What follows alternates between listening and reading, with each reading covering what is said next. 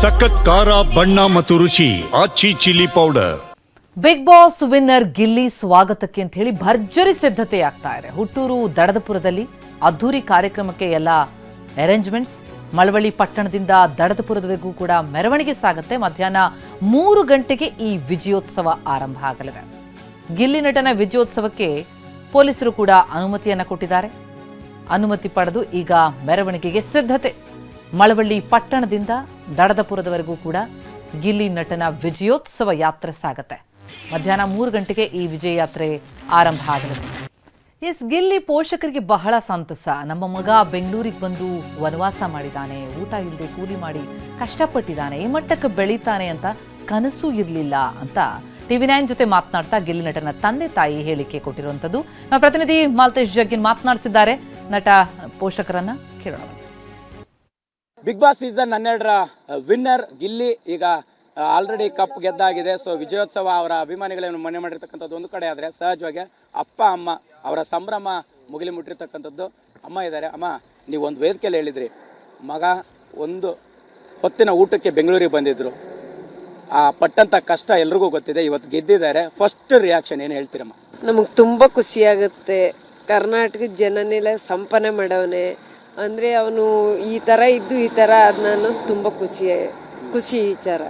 ಗೆದ್ದವನೆ ಅನ್ನೋದು ತುಂಬ ಖುಷಿ. ಅಮ್ಮ, ಮಗನ ಕನಸು ಏನಿತ್ತು ನಿಮಗೆ, ಅವರಿಗೆ ವೇದಿಕೆಗೆ ಬಂದಾಗ ಏನು ಅನ್ನಿಸ್ತು ಅಂತ? ನಮ್ಗೆ ಈ ಥರ ಆಯ್ತಾನೆ ಅಂತ ಗೊತ್ತಿರಲಿಲ್ಲ. ಅಂದರೆ ಈ ಥರ ಬಿಗ್ ಬಾಸ್ಗೆ ಬಂದು ಈ ಥರ ಆಡಿ ಈ ಥರ ಗೆದ್ದವನೆ ಅಂತ ತುಂಬ ಸಂತೋಷ ಐತೆ. ಅದೇ ಹೇಳೋಕ್ಕೆ ಇಷ್ಟಪಡ್ತೀನಿ. ಸರ್, ನಿಮಗೆ ಏನು ಅನ್ನಿಸ್ತು ಗಿಲ್ಲಿ ವಿನ್ನರ್ ಅಂದ ತಕ್ಷಣನೇ ಫಸ್ಟ್ ನಿಮಗೆ ಏನು ಅನ್ನಿಸ್ತು? ಯೋಚನೆ ಇತ್ತಾ?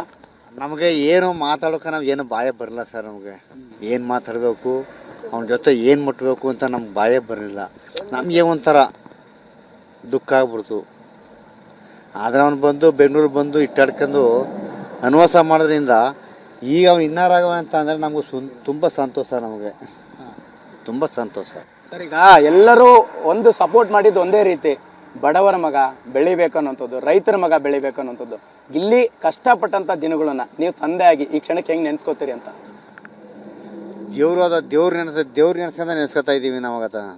ಅದನ್ನು ಅವನು ಅನ್ವಾಸ ಮಾಡೋದ್ರಲ್ಲಿ, ಅವ್ನು ಕಷ್ಟಪಟ್ಟಿದ್ರಲ್ಲಿ ಒಬ್ಬ ರೈತರ ಮಗ ಬಂದು ಬೆಂಗಳೂರಲ್ಲಿ ಕೂಲಿ ಮಾಡಿ ಅನ್ನ ತಿಂದು ಬಿಗ್ ಬಾಸ್ ಸೇರ್ಕೊಂಡು ಇವತ್ತು ಕಪ್ಪಿಟ್ಟಿತವನೆ ಅಂತ ಅಂದರೆ ತುಂಬ ಸಂತೋಷ ನಮಗೆ. ಅದರಂಥ ಸಂತೋಷ ಯಾವುದೂ ಇಲ್ಲ ಅನಿಸ.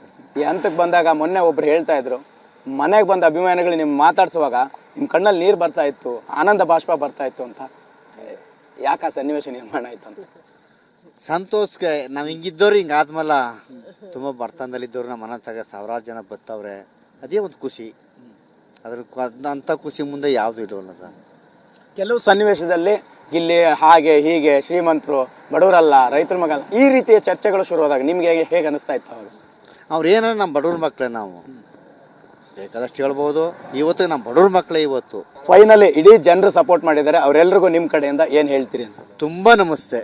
ನನ್ನ ಇಡೀ ಕರ್ನಾಟಕದ ಜನ ನನ್ನ ಮಗನ ಕೈ ಹಿಡಿದು ಓಟ್ ಕೊಟ್ಟು ಒಬ್ಬ ಮನಸ್ಸನ್ನು ಮಾಡವ್ರೆ. ಇವತ್ತು ಅವ್ರಿಗೆಲ್ಲ ಕೈ ಮುಗಿದು ಕೇಳ್ಕೋಬೇಕು. ಇವತ್ತು ನಾನು ಮಗನ ಕನ್ಸಿಡರ್ ಇದೆ, ನಿಮ್ಮ ಕನ್ಸಿಡರ್ ಇದೆ, ಏನು ಹೇಳ್ತೀರಿ? ಏನು ಆಗಿ ನೋಡ್ಬೇಕಂತ ಇಷ್ಟಪಡ್ತೀರಿ ಮುಂದಿನ ದಿನಗಳಲ್ಲಿ? ಅವನು ಇನ್ನೂ ಬೆಳೀಲಿ, ಇನ್ನೂ ಎತ್ತರಕ್ಕೆ ಅವನು ಚೆನ್ನಾಗಿರಲಿ ಅಂದರೆ ಕರ್ನಾಟಕದ ಜನತೆಗೆ ನಾನು ಅವ್ರಿಗೆ ಅಭಿನಂದನೆ ಹೇಳ್ತೀನಿ, ನಮಸ್ಕಾರ ಮಾಡ್ತೀನಿ.